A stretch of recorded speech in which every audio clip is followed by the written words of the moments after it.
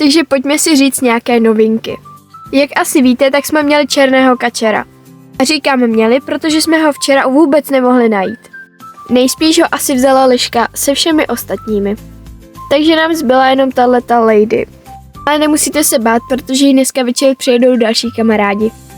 Vidíte tohohle bílého obra, co pochoduje sem a tam?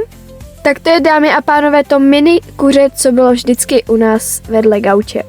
A jelikož jsem si je furt mazlila, tak se na mě hodně zvykly. Boník je stále naživu a úplně v pohodě. A tohle je to malinkaté koťátko, co jsme si přivezli. Ano, je to náš Demi a už takhle vyrostl. Je to fakt mazal a takovýho mazla jsem ještě neviděla. S Bonem se už docela kamaráděj, sice se Demi ještě bojí, ale někdy ho i zlobí. Takže to už není jako na začátku, kdy se oba dva báli. Ale stejně se furt pošťuchujou. Jinak původně těch kuřat bylo 8, ale jelikož jedno umřelo, tak jich máme už jenom 7. Ptáčci oba dva žijí a už si na mě i více zvykli. Len je také v pořádku a tady můžete vidět, jak předvádí svoje horolezecké výkony. Morčátka, no tak ty se mají furt stejně. Mají se skvěle a navíc je teď zima, takže budou dostávat i zrní. Takže tady je vše úplně v pořádku. A tady si užívají svou ranní dávku zrní. Hubka Dubka, ta se má taky skvěle a Muffin také.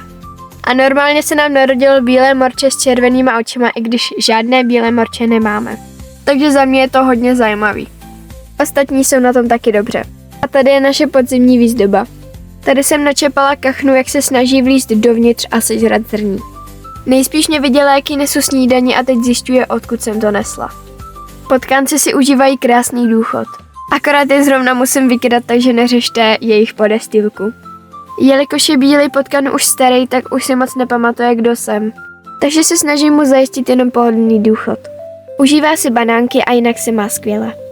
Při krmení mě opět naštívil Demi, protože on mě prostě musí všude doprovázet. Pro potkany tady mám takovýhle sušený rybičky a ono to chutná i kočkám. Takže jim někdy za čas něco dám. Přišel i Lenny, takže pojďte se podívat, jak jim to dávám.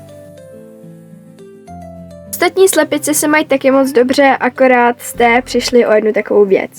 Mezi tím, co jsem nic nenatáčela, tak jsme měli ještě jednu hnědou a jednu kropenatou slepici. No a samozřejmě zase liška. To bude vše, takže ahoj.